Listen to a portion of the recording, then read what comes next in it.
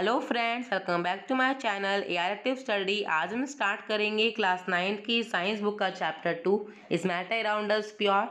इससे पहले हम chapter 1 matter in surrounding cover कर चुके हैं। उसका लिंक मैं आपको डिस्क्रिप्शन में दे दूंगा, अगर आपने नहीं देखा है तो वहाँ से देख सकते हो। तो इस मैटर अराउंड अस प्योर का मतलब है जो हमारा आसपास का मैटर है वो सब प्योर है क्या। तो यहाँ पे एक वर्ड यूज़ किया है मैटर। मैटर हमारे दो तरह के होते हैं, physical nature and chemical nature.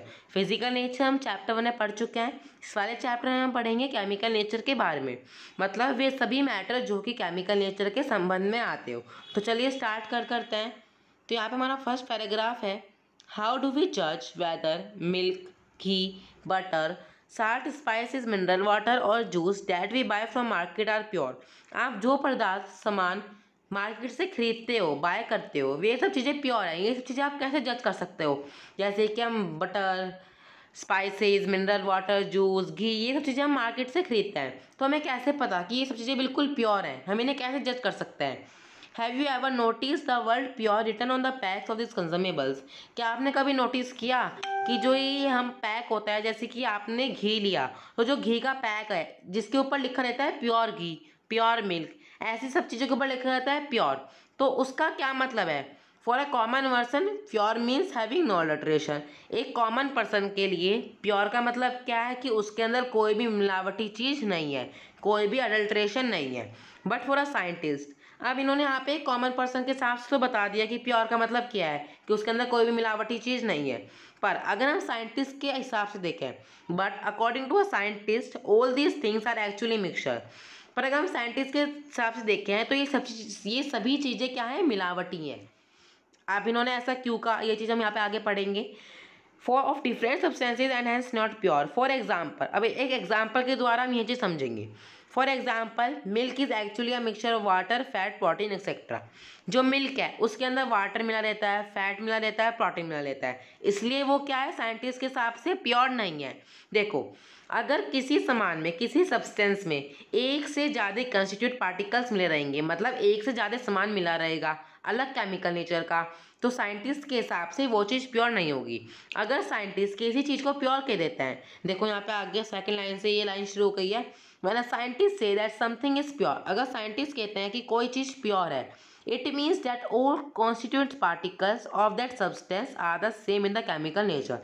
अगर साइंटिस्ट कह देते हैं कि ये वाली चीज़ प्योर है, तो उसका मतलब है कि जो उसके अंदर सामान यूज़ किया गया है, जो भी कंस्टिट्यूट पार्टिकल उसके अंदर यूज़ किए गए हैं, वे सब के सब एक ही केमिकल नेचर के होने चाहिए।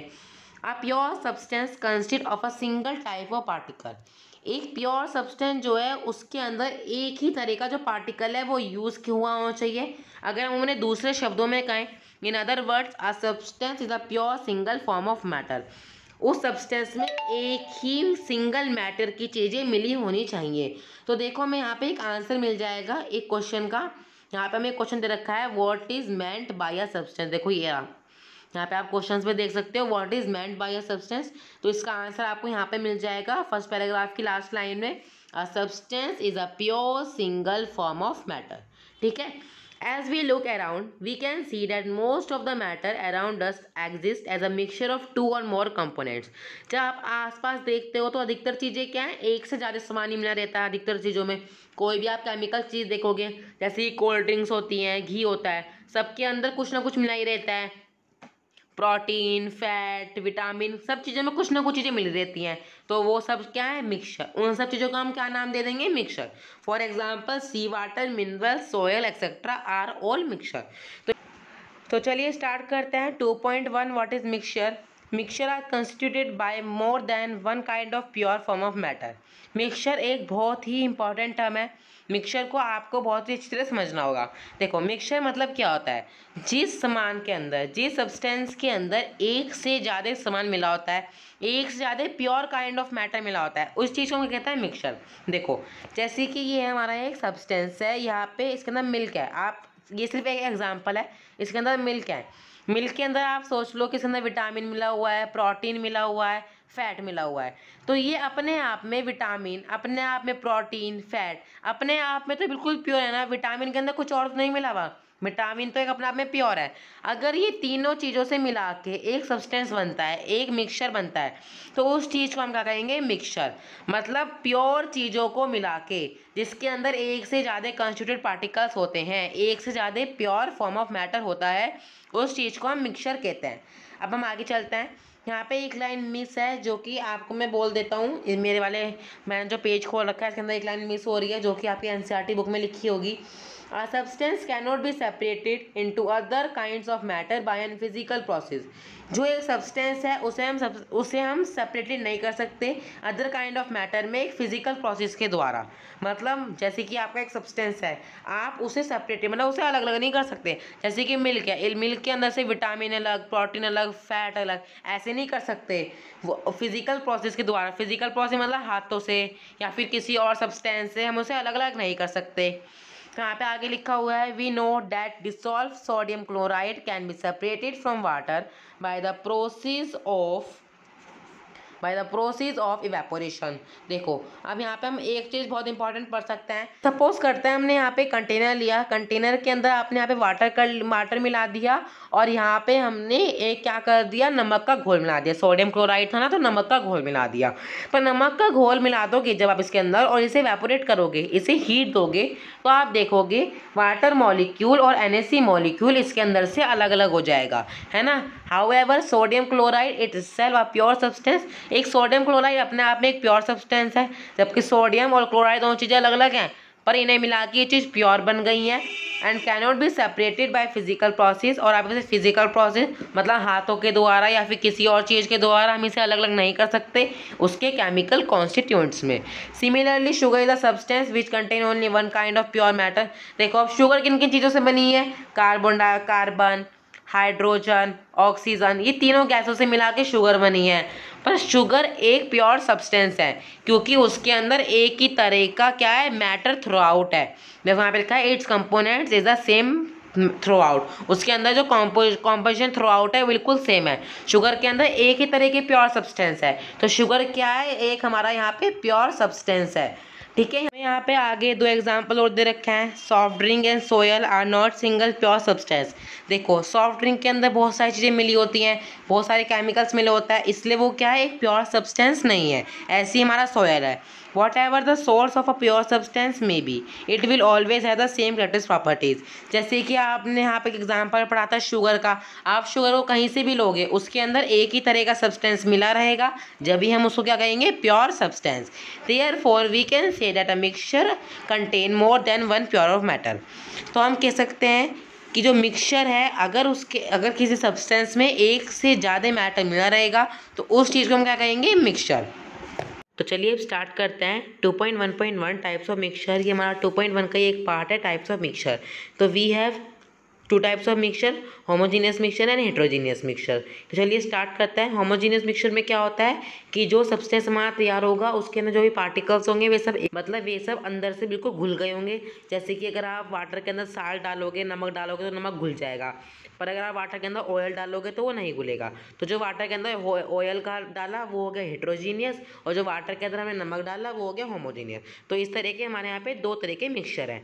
Depending upon the nature of the component that form a mixture we have different types of mixture. तो चलिए स्टार्ट करते हैं एक्टिविटी 2.1 एंड एक्टिविटी 2.2।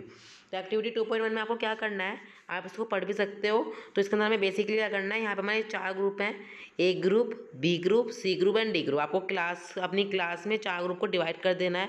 तो उसके बाद आपको क्या करना है, ए ग्रुप को एक बेकर देना है, उसके अंदर 50 ml वाटर, ऐसे में बी ग्रुप को करना है और ऐसे ही सी ग्रुप और डी ग्रुप को। तो जब आप ये चीज़ कर लोगे उसके बाद ए ग्रुप को जो हमने वाटर दिया था उसके अंदर ए ग्रुप को कॉपर सल्फेट पाउडर डालना है 1 चम्मच, और ऐसे ही बी ग्रुप को भी 2 चम्मच कॉपर सल्फेट पाउडर डाल देना है। फिर यहाँ पे आगे आता है group C and group D. तो ग्रुप सी और ग्रुप डी क्या करेगा, यहाँ पे कॉपर सल्फेट रहेगा और वाटर के अंदर डाल देगा कॉपर सल्फेट और पोटेशियम परमैंगनेट, थोड़ा थोड़ा दोनों है ना। जो सी है वो कॉपर सल्फेट को जाया देगा, पोटेशियम परमैंगनेट कम ले लेगा। ऐसे ही ग्रुप डी करेगा, ठीक है, वो कॉपर सल्फेट को जाया ले लेगा, पोटेशियम परमैंगनेट को कम लेगा। इसी तरह उन चारों के जो सॉल्यूशन है वे तैयार हो जाएंगे, 4 सॉल्यूशन हमारे तैयार हो जाएंगे। उसके बाद आपको जो आपने ऑब्जर्व किया, रिपोर्ट जो आपकी ऑब्जर्व हुई, उस आपको रिपोर्ट को ऑब्जर्व करना है है उसके अंदर आपको देखना है कि उसके अंदर कलर क्या क्या चल रहा है, टेक्सचर क्या क्या चल रहा है, हर चीज़ उसके अंदर बहुत ही सही प्रकार से आपको वहाँ पे ऑब्जर्व करनी है। उसके बाद आपको क्या करना है, अब इन्होंने देखो हमने सब चीज़ें कर तो ली, अब इन्होंने बताया है कि उसका रिजल्ट क्या होगा। तो यहाँ पे हमें आगे दे रखा है group A and B have obtain a mixture which has uniform composition. तो जो ए और बी ने किया था कॉपर सल्फेट, है ना, यहाँ पे लिखा है ए और बी ने क्या किया था, कॉपर सल्फेट पाउडर मिलाया था। तो ए और बी का जो फॉर्मूला था वो काम कर गया, क्योंकि कॉपर सल्फेट पाउडर वाटर के अंदर बहुत अच्छी तरह मिक्स हो जाता है, तो उनका सॉल्यूशन तैयार हो गया। तो उस सॉल्यूशन का क्या कहेंगे हम, होमोजीनियस, क्योंकि उनका जो पाउडर था वो अच्छी तरह वाटर में मिल गया, तो वो हो गया होमोजीनियस।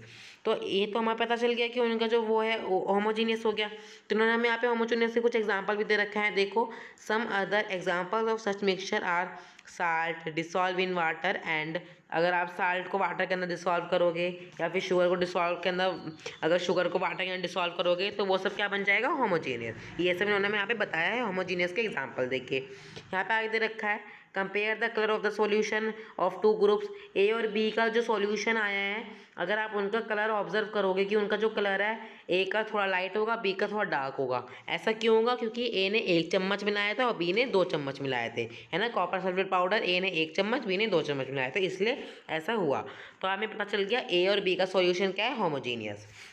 तो आगे हम इन्होंने सी और डी का बताया है सॉल्यूशन, सी और डी का होगा हेट्रोजीनियस, क्योंकि आप देख सकते हो उन्होंने क्या मिलाया था, उनका जो मिक्सचर है वो सही से तैयार नहीं हुआ। ऐसे इन्होंने यहाँ पे हमें हेट्रोजीनियस के आगे कुछ एग्जांपल दे रखा है, mixture of some chlorosolide and iron filing, अगर आप सोडियम क्लोराइड और जो हमारा लोहा होता है उसके मुरादे को मिला दोगे तो वो सही से नहीं मिलेगा, उससे हम कहेंगे हेट्रोजीनियस। साल्ट और सल्फर को मिलाओगे तो भी नहीं मिलेगा, या फिर अगर आप वाटर को ऑयल को मिलाओगे, है ना, ये सब चीज़ें बहुत कॉमन एग्जांपल्स हैं, ये सब आपको पता ही होगा। तो ये सब एग्जांपल किसके हैं, हेट्रोजीनियस मिक्सचर के। तो चलिए अब स्टार्ट करते हैं एक्टिविटी 2.2। एक्टिविटी 2.2 बिल्कुल सेम है, थोड़ा सा डिफरेंस है। इसके अंदर क्या है, एक क्लास है, वैसे ही आपको 4 ग्रुप बना लेना है। एक ग्रुप को क्या करना है, कॉपर सल्फेट देना है। एक ग्रुप को क्या करना है ना, एक ग्रुप को तो हमने क्या दे दिया, कॉपर सल्फेट। जो हमारा सेकंड ग्रुप है मतलब बी ग्रुप, उसे क्या देना है, 1 चम्मच कॉपर सल्फेट। थर्ड ग्रुप को क्या तो चौक का पाउडर या फिर जो वीट मतलब आटा है ना, आटे का पाउडर दे सकते हो आप। और डी ग्रुप को क्या करना है, ड्रॉप ऑफ मिल्क या फिर इंक की जो बूंदें होती हैं ना उनको दे दो, या फिर मिल्क दे दो, थोड़ी सी बूंदें मिल्क की या फिर इंक की। उसके बाद उन चारों ग्रुप्स को क्या करना है, each group should add the given sample in water. सभी के सभी ग्रुप्स जो जो हमने सामान दिया है उन्हें, वे सब उसे वाटर में मिला देंगे और अच्छी तरह एक ग्लास रॉड की मदद से उसे हिलाएंगे। Are the particles in the mixture visible, तो उन्होंने पूछा है कि जो आपने चीज़ें मिलाई, जिन चीज़ों के आपने पार्टिकल्स उसके अंदर मिलाए, क्या वे पार्टिकल आप देख पा रहे हो, है ना। फिर यहाँ पे अगली लाइन में लिखा हुआ है, आप पढ़ सकते हो, direct a beam of light from a torch through the beaker. तो हमें उसके ऊपर टॉर्च की लाइट मारनी है बीकर के ऊपर।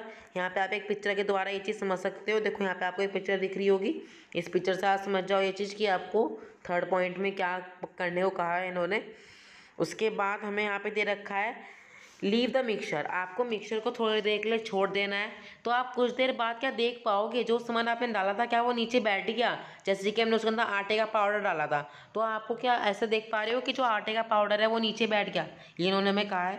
फिर यहाँ पे लास्ट पॉइंट में है filter the mixture, is there any residue on the filter paper. अगर वो नीचे बैठ गया है तो आपको उसे छानना है, मतलब उसके जो मिक्सचर है उसे फिल्टर कर देना है। Discuss the result and form an opinion, तो उन्होंने कहा है अब जो आपका रिजल्ट हुआ, मतलब जो हमारा फाइनल रिजल्ट बन के आया इस वाली एक्टिविटी को करने के बाद, आपका क्या ओपिनियन रहा उस रिजल्ट के ऊपर। तो देखो इन्होंने हमें यहाँ पे डायरेक्ट आंसर ही दे दिया इसका, ग्रुप को इन्होंने यहाँ पे हमें आंसर दे।